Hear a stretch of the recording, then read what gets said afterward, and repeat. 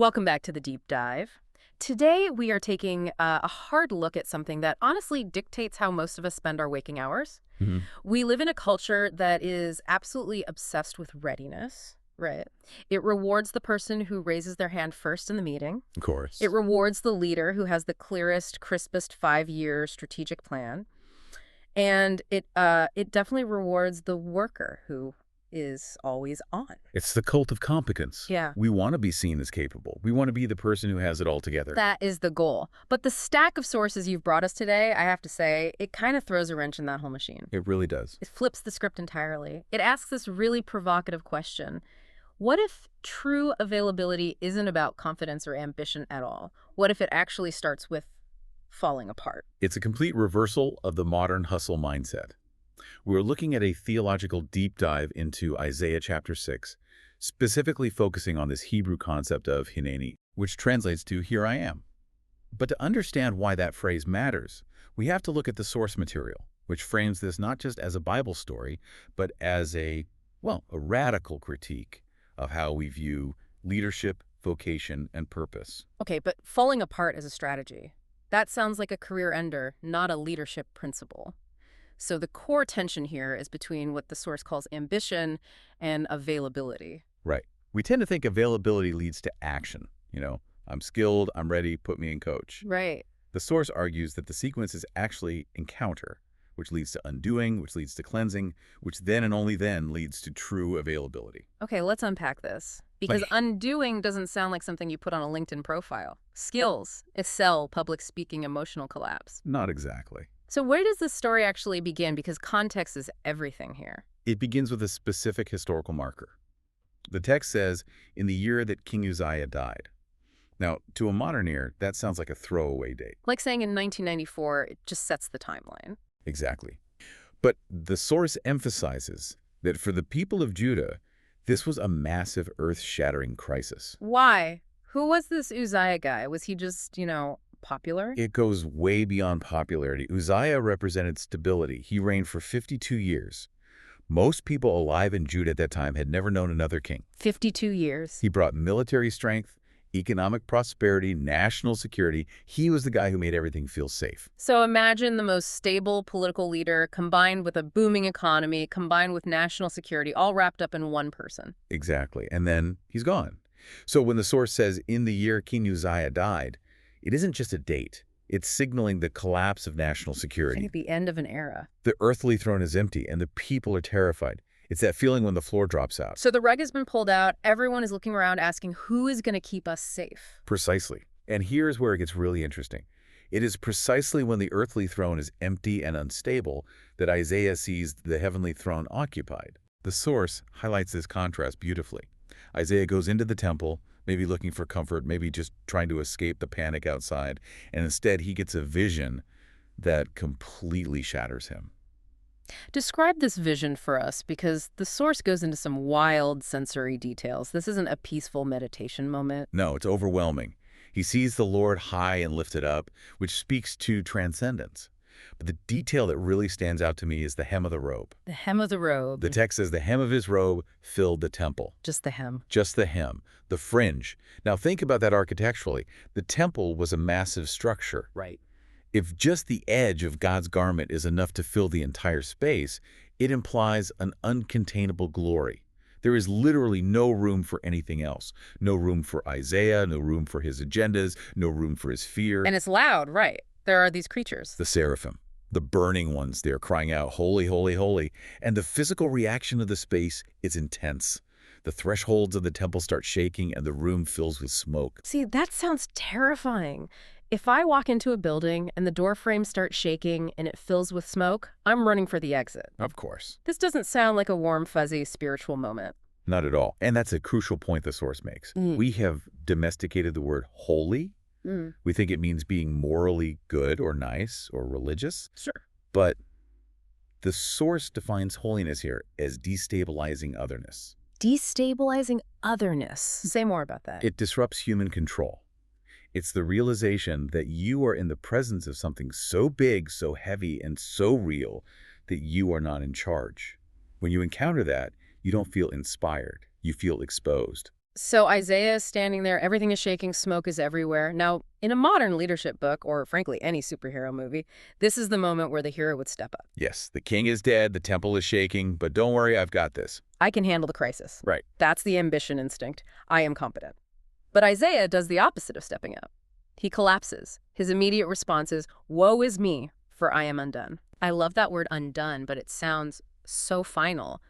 What does the source say that actually means in the Hugian context? Is he just saying, "I'm sad"? It's much more visceral than that. The Hebrew implies disintegrating. It means coming apart at the seams or unraveling. Wow. The source defines it as the death of self-assurance.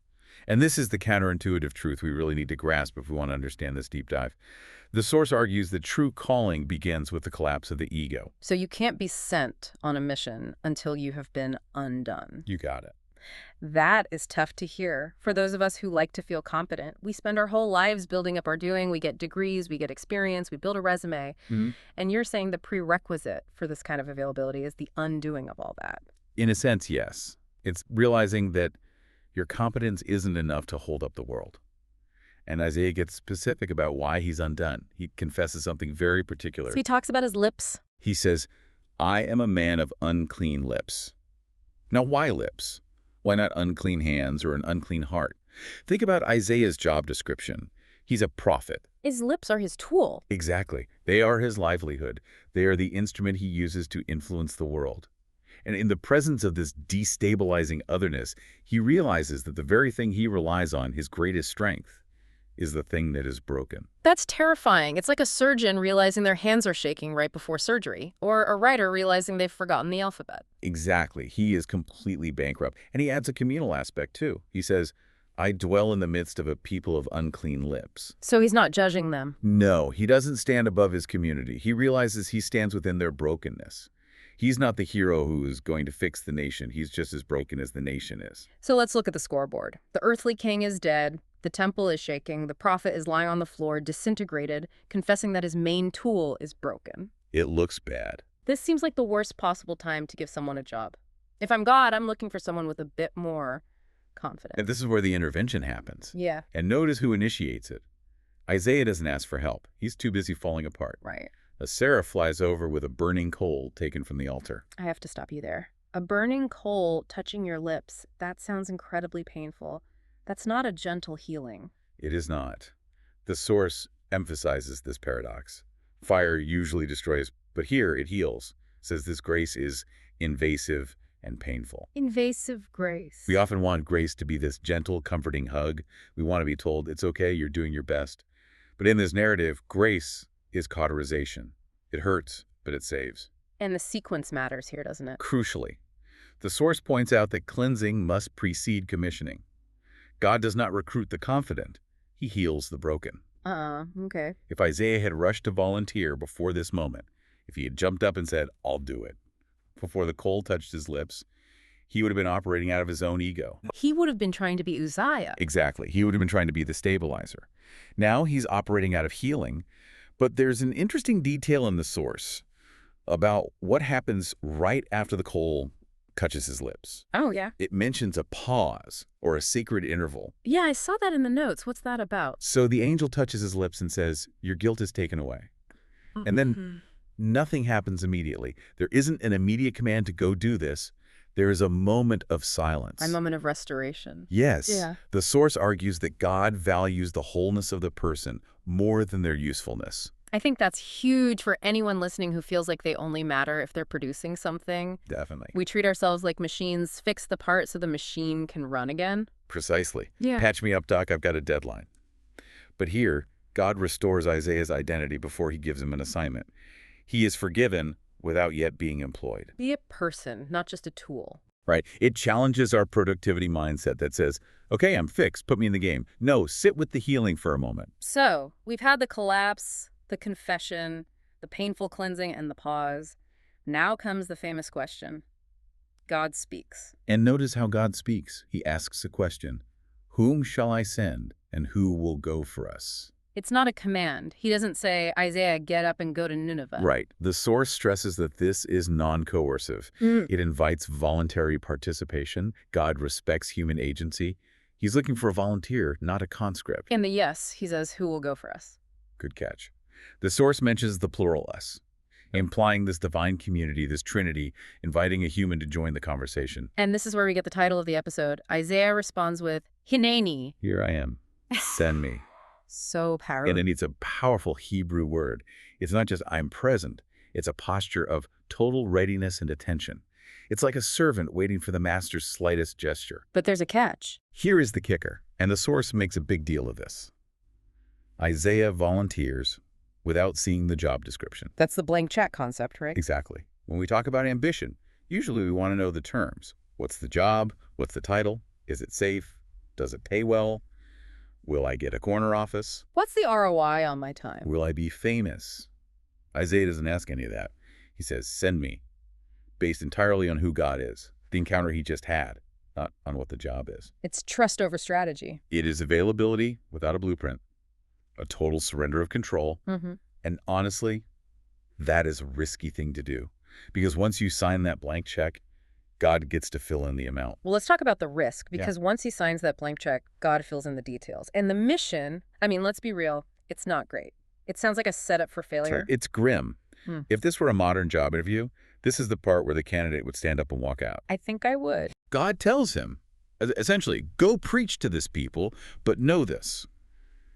They're going to hear, but not understand. They're going to see, but not perceive. Make the heart of this people dull. Wait, so he's being sent to preach to people who won't listen. He's being sent to fail. By earthly metrics, yes. He is called to a ministry of apparent failure and resistance.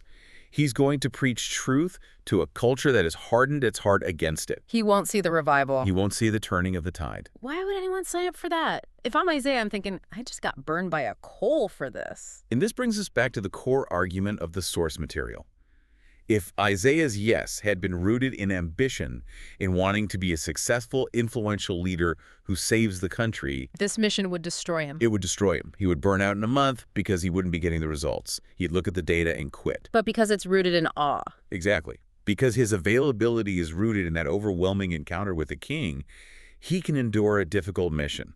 He isn't doing it for the applause. He isn't doing it for the KPI. He's doing it because he saw the king. The source argues its sustainable purpose must be built on awe rather than ambition. Faithfulness matters more than outcomes. That is a hard pill to swallow in a results-driven world. We are addicted to outcomes. The source also touches on the loneliness of this. Yes, the loneliness of the true prophet. Yeah. Standing for truth often means standing alone. If your validation comes from the crowd, you can't do this job. If you need everyone to like you, you can't be available in this way. You can only be sustained by that original encounter in the temple. You have to keep going back to the vision of the empty earthly throne and the occupied heavenly throne. So what does this all mean for us? Most of us aren't prophets in ancient Judah. We're trying to lead teams, raise families, do our jobs. We have mortgages. Right. How do we apply this theology of availability without quitting our jobs and moving to a monastery? The source breaks it down into a contrast between ambition and availability. Ambition asks, what can I achieve? How can I be seen? It's egocentric. Availability asks, who is God? How can I align with him? It's theocentric. But practically, how do we live that out? Yeah. Especially regarding burnout. I think a lot of us feel fried, and the source had an interesting take on that. The source reframes burnout in a really challenging way. It suggests that burnout isn't just about working too hard, though physical rest is important. It argues that spiritual burnout is often a holiness deficit. A holiness deficit. That's a new term. It means we are trying to give out what we haven't received. We are trying to be available and useful and leaders without first being undone and cleansed. We skipped the temple vision. We skipped the temple vision and went straight to the work. We are trying to be the here I am person without the woe is me moment. And you can't run on the fumes of your own ego forever. Eventually, you just run dry. So if I'm listening to this and I feel that deficit, I feel like I'm just grinding gears. How do I fix it? The source mentions some actionable to-do list exercises. I know, it's a funny pivot, isn't it? It is. We just talked about angels and burning coals, and now we're talking about to-do lists. But that's where the rubber meets the road. You can't just live in the vision, you have to take it into your Tuesday. One of the key practices the source suggests is stillness. Which is the hardest thing to do. It is. But you simply cannot be available, in the Hineni sense, if you are constantly distracted.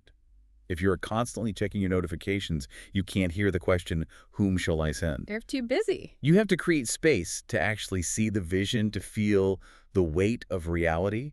You have to stop long enough to realize Uzziah is dead and you aren't the king. So stopping is the first step of action. Yes. And then there's the practice of filtering your tasks. The source suggests looking at your to-do list, literally look at the items on it today, and asking, is this task born of ego and pressure? Am I doing this because I need to prove I'm essential? Or is it born of faithful obedience? That's a heavy question to ask on a Tuesday morning. Am I writing this report because it's my job or because I'm terrified of not being seen as important? It is. But it's the difference between a life of frantic hustling and a life of deep, grounded purpose. The Thors also talks about a mental bandwidth audit. What are the thoughts looping in your head? What do they think of me? Are they anxieties about status? Or are they attentive listening to what's needed? It sounds like we need to stop trying to be the hero who saves the day and start being the servant who is just ready. Ready is the key word, but readiness defined by surrender. The source puts it this way. The God you see shapes the life you offer. Can you elaborate on that? If your view of God is small, if you just see God as a utility to help you succeed or a life coach to make you happy, your availability will be conditional. Yeah. You'll say, here I am, if it pays well, here I am, if it's convenient, here I am, if I get the credit.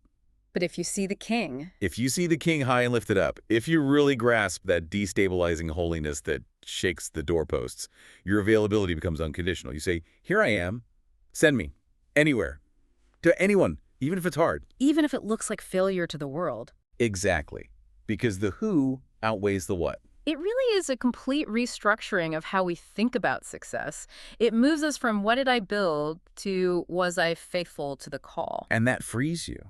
It frees you from the crushing pressure to be successful in the eyes of the world. Isaiah didn't need Uzziah on the throne to feel safe because he saw the real king. We don't need constant validation to feel secure if we have that same vision. You can stop hustling for your worth. This has been such a rich discussion. I feel like we've traveled from the panic of a dead king to the shaking of a temple, through the searing pain of a burning coal, all the way to this quiet, resolved yes. It's a journey from self-assurance to God assurance. And it's a journey available to anyone, not just prophets. As we wrap up this deep dive, I want to leave our listeners with that final challenge from the source material. It asks us to look at our own lives, our calendars, our anxieties, our ambitions, and ask a hard question. And the question is, in what area of your life are you trying to be useful before you have allowed yourself to be undone? That's the one to chew on. We're rushing to the send me without pausing for the woe is me. Where are we trying to skip the coal? And maybe, just maybe, the most productive thing you can do today isn't another task. Maybe it isn't clearing your inbox. Maybe it's stopping long enough to see the hem of the robe filling the temple. Hineni, here I am. Thanks for listening to the deep dive. We'll see you next time.